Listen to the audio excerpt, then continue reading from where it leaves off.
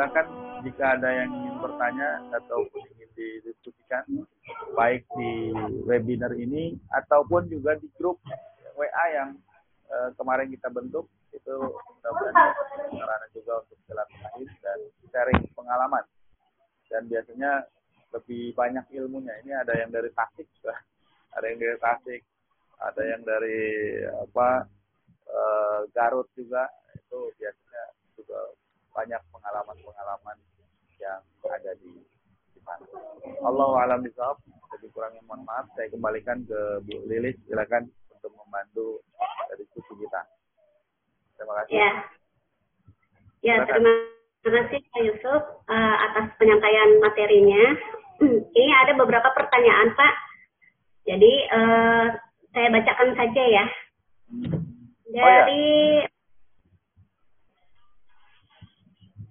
Dari Pak Tejo. Lele saya sudah umur sekitar 6 minggu. Ukurannya tidak merata. Yang paling kecil ukurannya hanya setengah dari yang paling besar. Dan untuk peletnya yang besar selalu rakus. Sedangkan yang kecil sepertinya tidak atau kurang suka dengan pelet yang ukuran sekitar 3,3 sampai 4 mm.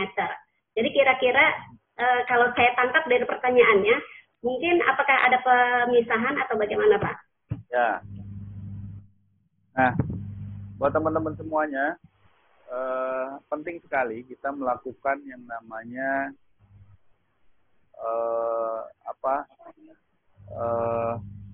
pemisahan atau istilahnya apa, saya lupa. Penyamaan, grading. Di awal saya sudah mengingatkan kalau bibitnya harus memiliki ukuran yang sama. Dalam perjalanan waktu kan ada pertumbuhan. Ya, ada berbagai macam faktor, apakah itu dari gennya, supaya gennya yang tidak berkembang, atau karena kemampuan dia dalam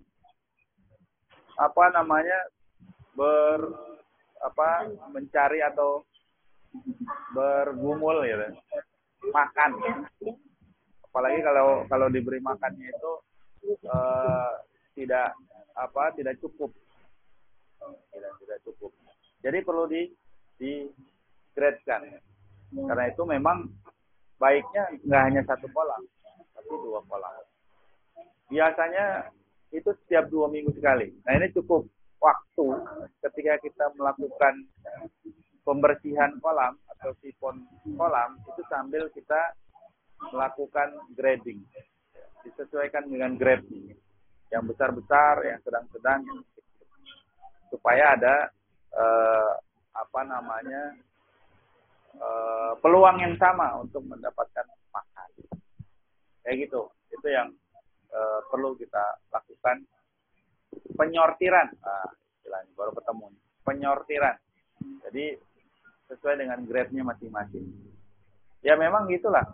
Kondisi lele nggak sama seperti kita bikin batu bata. Ya, nggak sama. Ya, ketika kita anak-anak kita saja misalkan, itu pertumbuhannya juga tidak sama. Lele juga demikian. Salah satu faktornya ada tadi genetikal, yang kedua peluang dia makan.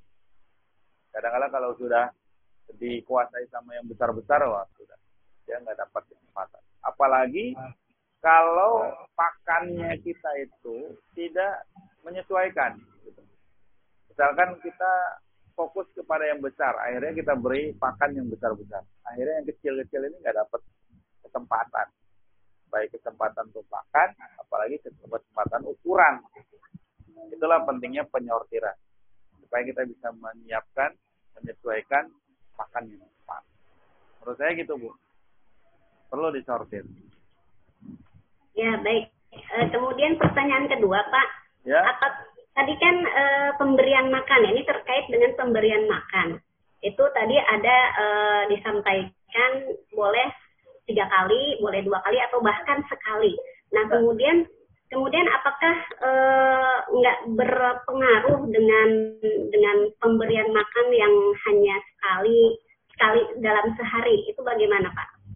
Ya, tentu ada pengaruhnya. Ini pilihan saja buat Bapak Ibu sekalian. Kalau Bapak Ibu ingin mempercepat pertumbuhan dan ada kesempatan waktu untuk kita di dalam di kelamber ini, itu boleh-boleh saja dilakukan 2 sampai 3 kali. Tapi kalau buat kita yang sibuk gitu, yang hanya ada waktu Sabtu atau Minggu, cukup dengan 1 kali juga cukup. Apalagi ketika mepet pagi hari. Kenapa? Saya pernah juga melakukan ini kalau kondisi-kondisi yang tidak memungkinkan. Karena ketika pertumbuhan lele cepat, makanan lele banyak, ya, itu pasti kondisi air akan semakin kotor. Otomatis penyiponan air atau pergantian air semakin lebih cepat. Bisa saja mungkin 3 atau 4 hari sudah perlu dikuras. Ya, kalau kita istilahnya tuh cara santai lah. Kalau ini cara santai ya 1 kali sudah cukup. Ada perubahan atau perbedaan pasti ada. Pasti ada. Apalagi kalau kita tadi bahasanya kan santai. Berarti panennya mungkin juga santai. Gitu. Kita juga pembersihannya juga santai. Tapi kalau Bapak Ibu ingin mempercepat ya bisa. Bahkan tadi bukan hanya pakannya pun harus yang bagus, misalkan yang proteinnya tinggi. Saya kemarin nyoba pakai maggot ya. Maggot ini larvanya BSF yang proteinnya cukup tinggi, 40 sampai 60%. Jadi ini sesuai dengan kebutuhan ikan lele. Ternyata lelenya semakin gurih gitu. Di rumah semakin gurih. Seperti lele lokal ketika kita dulu menangkap di sungai, itu kenapa lele lokal itu pertumbuhannya sedikit karena dia pakannya, proteinnya juga sedikit, tapi lebih banyak dikelola oleh tubuhnya. Sehingga membuat ikan lokal itu lebih gurih, lebih enak. Nah itu saya gunakan kemarin, saya uji cobakan di kolam saya dengan menggunakan maggot dan cukup enak. Kayak gitu Bu. Ya berarti harus ada penyesuaian ya Pak ya, biar mereka bisa lele biar bisa beradaptasi dan menyesuaikan ya, intinya seperti itu ya. Ya. Kemudian ada pertanyaan lagi Pak, boleh nggak sih dikasih usus ayam lele itu makannya? Ya, saya kemarin mendapati konsultasi dari para anggota, saya selalu kasih makan berlebih Pak. Tapi kenapa ya ada lele yang tinggal kepalanya saja di bawah. Saya bilang lele itu kalau dikasih 2 pilihan, mana makanan yang berprotein, mana yang hanya mengandalkan mungkin karbo saja misalkan, istilahnya biar lebih gampang buat kita. Maka lele itu akan memilih yang berprotein. Jadi wajar kalau dia memakan temannya dibandingkan dengan kita berikan pelet. Boleh jadi pelet yang kita berikan nilai proteinnya dibandingkan dengan temannya itu lebih tinggi. Jadi kalau kita mau menambah protein, boleh-boleh saja kita berikan tadi usus ayam, gitu. Usus ayam itu proteinnya juga cukup besar. Ya bahkan kalau peternak-peternak besar itu, Bapak Ibu sekalian, itu tidak mengandalkan pelet yang harganya cukup tinggi, sehingga tidak prospek, tidak visible dengan profit kita. Mereka biasanya gunakan ayam tiren atau ada telur telur yang gagal ditetaskan, ada sosis busuk, ada tadi yang saya sampaikan ada maggot. Itu untuk mensuplai protein tinggi. Di samping mungkin juga dibuatkan makan-makan yang sifatnya tadi karbohidrat atau organik, ada cacahan sayuran, itu boleh-boleh saja.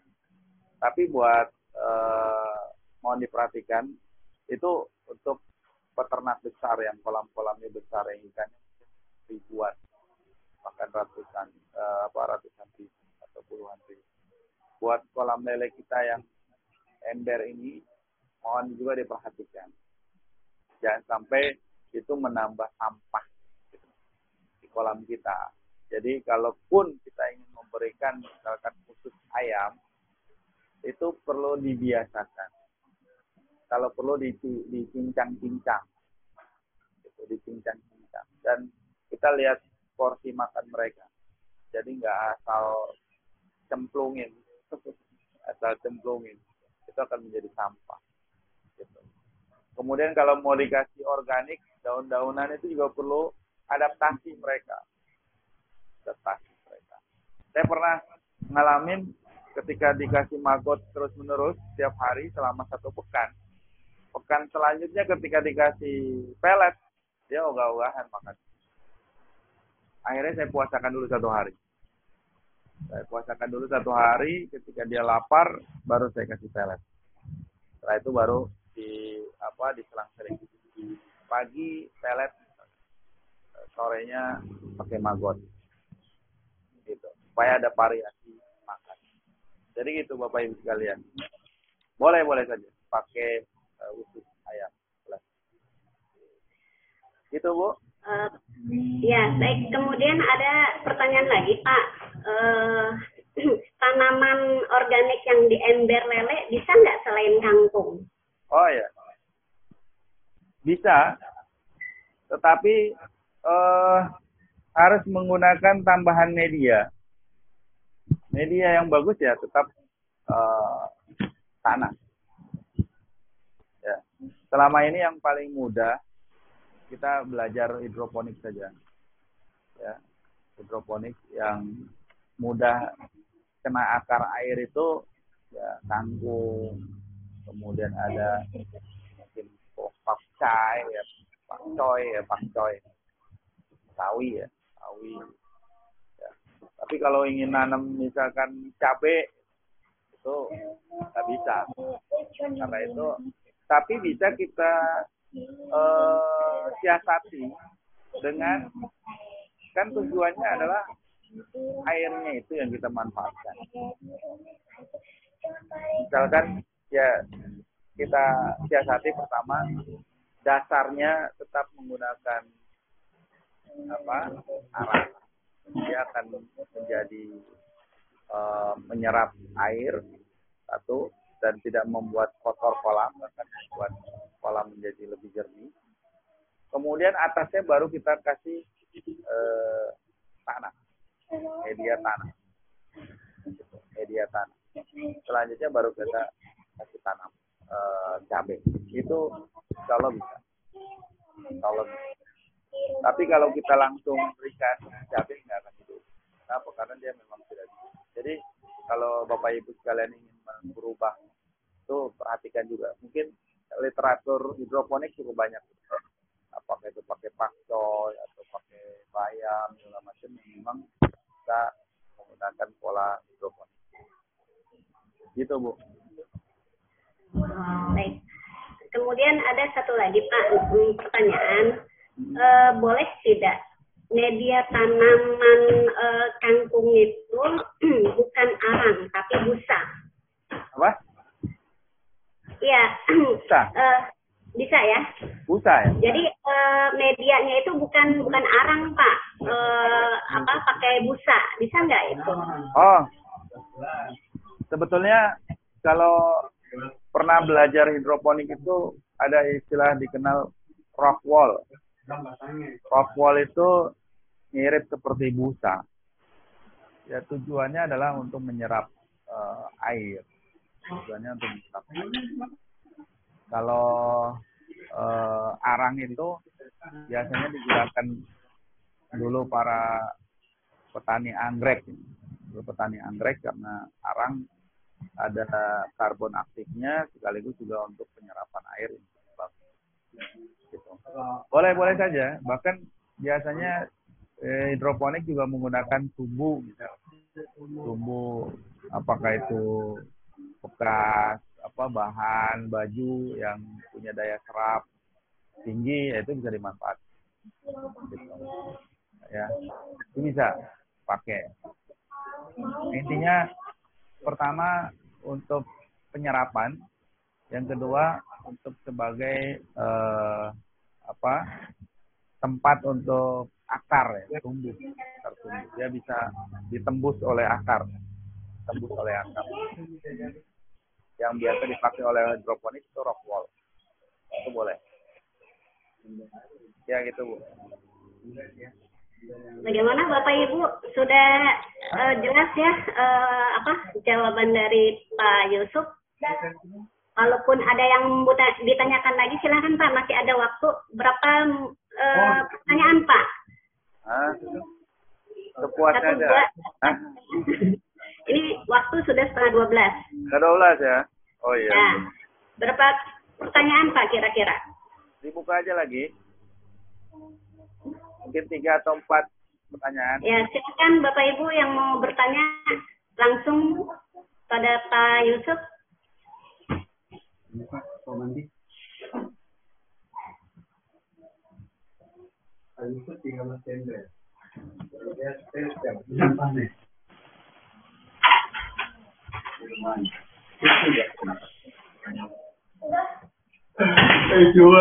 Mau bertanya langsung.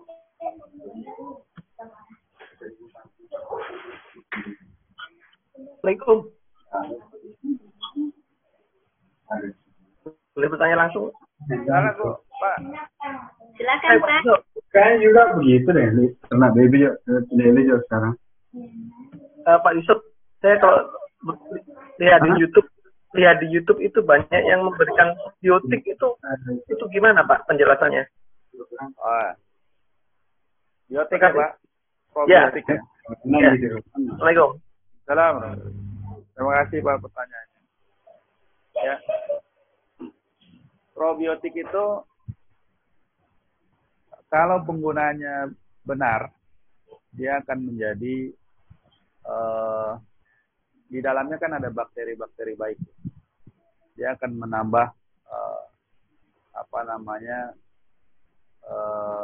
kesehatan dan juga perkembangan lele kita.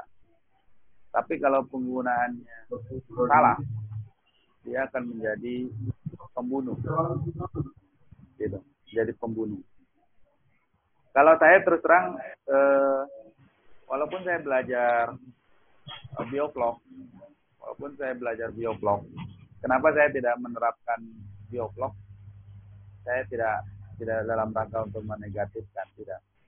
Tapi saya membuat cara mudah saja. Karena kalau belajar bioflok itu persiapan airnya itu butuh sampai 10-15 hari. Kadang-kadang kita pengen instan. Banyak anggota di Klamber itu yang beli kolam itu paketan. Beli kolam, ember, dapat bibit kangkung dan segala macam paketan. Hari itu beli, hari itu terkirim, hari itu juga disebar. Apa yang terjadi? Bibitnya mati semua. Bibit lelenya mati semua. Protes, Pak, kok mati semua? Ya gimana nggak mati? Lelenya kolamnya nggak dipersiapkan, akhirnya bau plastik. Kolam lele itu menjadi bau plastik. Karena kan medianya ember itu dari plastik. Dan pasti plastik baru itu akan menimbulkan bau. Nah itu perlu jeda waktu minimal 2 hari.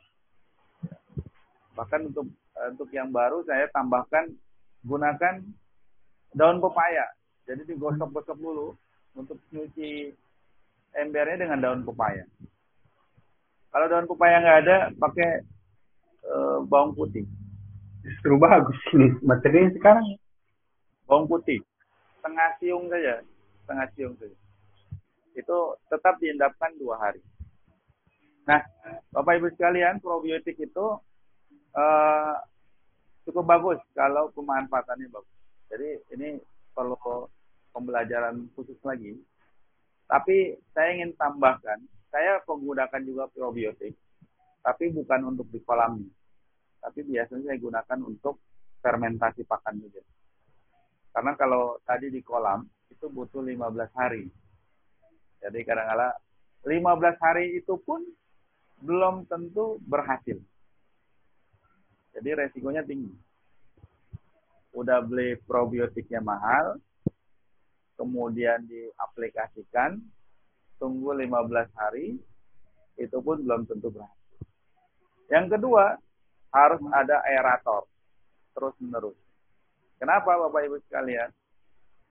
Karena di dalam probiotik itu banyak bakteri-bakteri hidup yang butuh butuh oksigen. Jadi kita bertambah nih pemeliharaan kita. Bukan hanya lele, jadi tambah kangkung, satu lagi bakteri. Tambah jadi 3. Jadi saya sarankan untuk, walaupun saya sedang coba, tapi saya belum berhasil. Terus terang saya belum berhasil. Karena keburu waktunya nggak cukup 15 hari. Terlalu panjang. Jadi saya gunakan probiotik khusus untuk fermentasi saja. Caranya bagaimana ada di YouTube, channel YouTube saya sudah sampaikan untuk fermentasi dan bibit pakan. Jadi begitu Mbak Ovi yang sudah bertanya kalau nggak salah ya, Pak Ovi terkait dengan probiotik. Untuk di Klamber ini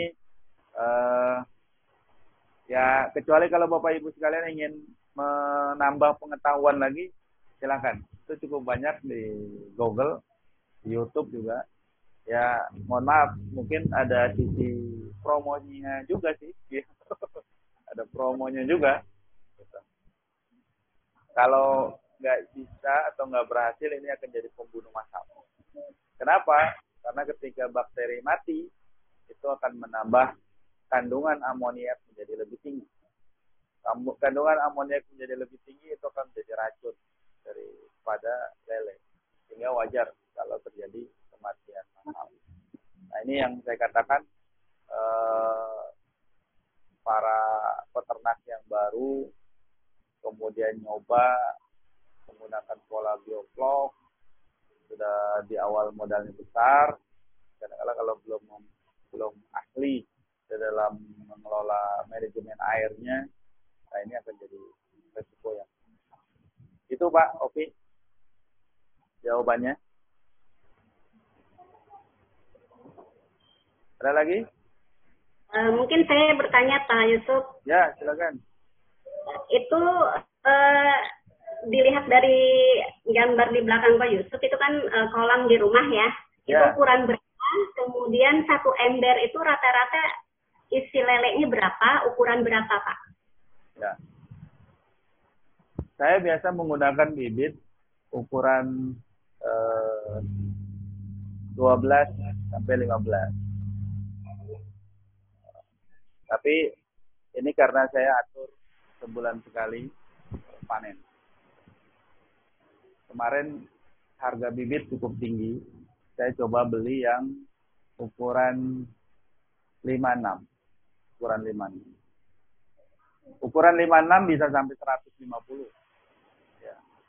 Kalau untuk yang awal-awal mungkin sebelum menambah ember baru, ember 1 bisa beli 150 ekor, masih cukup bagus.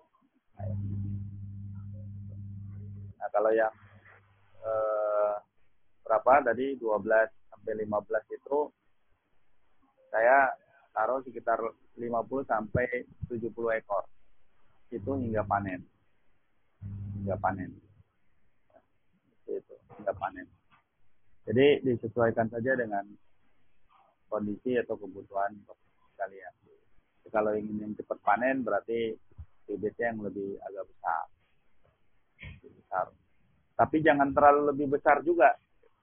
Kemarin ada yang nyoba yang 15 atau 17, 18. Hampir 20 cm. Itu ternyata cukup sulit di dalam adaptasinya mereka. Apalagi kalau kita membeli bibit itu yang sudah lama, misalkan di kolam kotak, itu akan sulit ketika beradaptasi di kolam bundar seperti kolam kita. Atau ada yang di kolam kotak kemudian beton, itu juga beda lagi tuh. Apalagi yang di kolam tanah, itu akan menjadi sulit. Tapi ketika dia masih kecil, itu adaptasinya lebih mudah. Walaupun rata-rata para pembenihan atau ya pembenihan itu rata-rata sekarang di kolam terpal. Jadi akan lebih mudah beradaptasi ketika bertemu dengan kolam yang juga dalam bahan dasarnya adalah plastik. Jadi itu Ibu maksimalkan. Sebetulnya bisa dimaksimalkan tadi dengan cara probiotik, ini kepadatan. Tapi syaratnya tadi probiotiknya bagus dan ada aerator. Kolam yang 100 ekor itu bisa lebih daripada 100 atau 150 ekor. Dimaksimalkan kepadatan. Gitu. Kepadatannya cukup tinggi. Karena apa? Karena akan dibantu oleh aerator pertama, yang kedua oleh bakteri tadi yang mengurai pakan-pakan, kotoran-kotoran itu menjadi pakan alternatif tambahan buat lele. Itu. Masih ada? Silakan Bapak Ibu. Mungkin satu lagi Pak dari saya Pak. Oh ya. Biasanya kan lele itu kanibal ya Pak ya. Apakah itu dikarenakan dia kurang makan atau bagaimana Pak? Ya. Pertama, memang karakteristik lele itu kanibal. Ada beberapa faktor yang membuat lele itu kanibal. Pertama, karena grade yang terlalu jauh. Ya. Karena itu perlu penyortiran. Itu yang pertama. Yang kedua, karena lele itu lapar. Otomatis dia akan mencari pakan alternatif. Yang dekat yaitu temannya. Itu yang dia makan. Yang ketiga, karena lele itu ada luka. Nah, luka itu akan menimbulkan darahnya, atau luka darah itu akan menambah menimbulkan aroma yang membuat mereka bersemangat untuk makan karena mengandung protein. Nah, ini biasanya yang di kanibal itu yang terkecil atau kadang-kadang yang besar tapi dia lupa gitu. Jadi jangan salah, yang mengkanibal itu nggak harus lele besar, lele kecil pun juga akan mengkanibal, terutama kepada lele yang sedang luka, yang sakit atau luka. Nah, itu akan menambah aroma buat lele yang lain untuk memakan mereka. Jadi gitu. Jadi grading, penyortiran penting, pemberian pakan, ya, pemberian pakan, dan yang ketiga kalau mau dilakukan adalah pengisolasian yang sakit.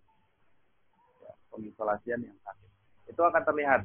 Biasanya kalau yang sakit itu banyak luka-lukanya di tubuhnya, ada kelihatan darahnya. Itu kalau ada tempat yang bisa untuk isolasi, lebih baik isolasi. Gitu. Kalau enggak ya sudah, itu kemungkinan kalau dia fisiknya kuat dia akan sembuh, kalau tidak ya dia akan dimakan oleh teman-teman. Walaupun kita kasih obat, ya, tapi juga harus perhatikan. Kadang-kala seringkali kita salah mengobati satu tapi meracuni yang lain.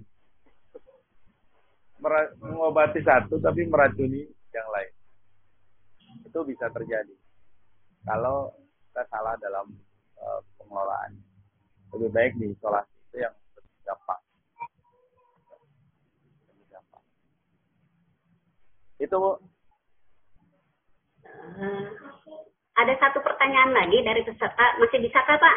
Ya, silakan. Masih. Saya ada kesempatan. Terkait pemilihan jenis pelet ini Pak, untuk pakan sejak dari kecil sampai lele dewasa itu apakah sama atau ada ukurannya? Ya tentu tadi disesuaikan dengan bibit yang kita miliki. Kalau bibit yang kecil, otomatis kita harus menyiapkan pelet yang kecil. Misalnya PF 500 itu 500 mili diameternya. Lebih kecil, diameternya kecil. Kemudian ketika dia tumbuh harus disiapkan PF 500 atau PF 1000.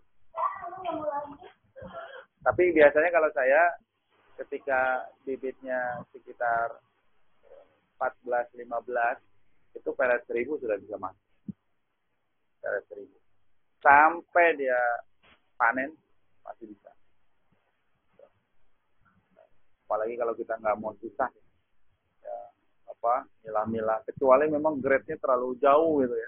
Yang satu masih kecil sekali ya 56 tadi saya harus kasih pelet yang 500 untuk memudahkan dia makan.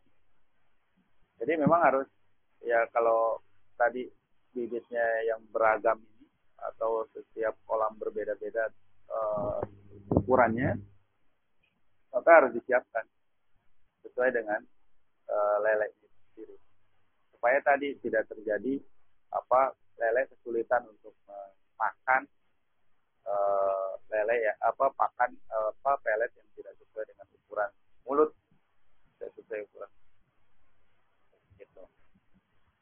Saya kira kayak gitu ya, harus disiapkan. Bahkan kalau yang lebih kecil lagi, saya punya teman dia memang jual bibit, jadi bukan di pembenihan tapi di pembesaran, tetapi pembesaran 1 cm ke 3 atau 4 cm. Itu biasanya menggunakan cacing sutra. Cacing sutra karena lebih halus lagi. Dan cacing sutra proteinnya cukup. Jadi untuk memenuhi di awal itu, tapi setelah 56 itu sudah mulai pelet. Itu sudah mulai disiapkan pelet. Karena cacing sutra mahal. Itu Bu. Baik, insya Allah sudah terjawab ya Bapak Ibu pertanyaan-pertanyaan. Mungkin kalau seandainya ada yang belum terjawab nanti dilanjut di grup WA karena sudah menunjukkan jam 11.48 Pak. Oh. Mungkin ada close statement dari Pak Yusuf Pak. Ya. Saya ucapkan terima kasih sebelumnya kepada teman-teman di Klamber, sobat di Klamber yang ada di Sumatera, Sulawesi, di Jawa. Ya, mudah-mudahan ini menjadi sarana kita untuk bersilaturahim ya, terus-menerus, kemudian juga berinteraksi dan mengembangkan hobi kita menjadi hobi. Gitu. Boleh jadi dari di Klamber ini banyak melahirkan ya, bukan hanya sekedar petani, tapi juga banyak juga lahir bisnis-bisnis yang lain. Dan di Klamber ini adalah ilmu dasar. Tadi cukup banyak ya.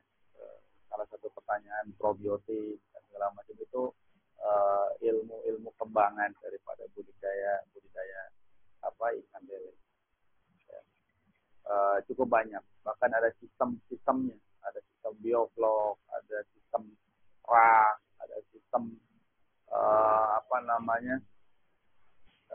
river, ada sistem river, ada sistem macam-macam yang ada di masyarakat kita, dan itu salah satu pengembangan daripada ilmu budidaya lele. Ya, ilmu di Kelamber ini adalah ilmu dasar di mana buat kita jadikan sebagai hobi. Kalau ingin kita lebih kembangkan lagi ya silahkan, dan itu kita akan terus diskusikan. Boleh jadi ilmu Bapak Ibu sekalian lebih banyak dibandingkan pengalaman dan pengetahuan saya, apalagi dengan dunia digital sekarang cukup terbuka ya. Kadang-kadang saking banyaknya membuat kita bingung. Seringkali saya dapatkan anggota di Kelamber yang baru itu begitu bersemangat, akhirnya mengambil ilmu dari mana-mana, kemudian akhirnya menjadi problem.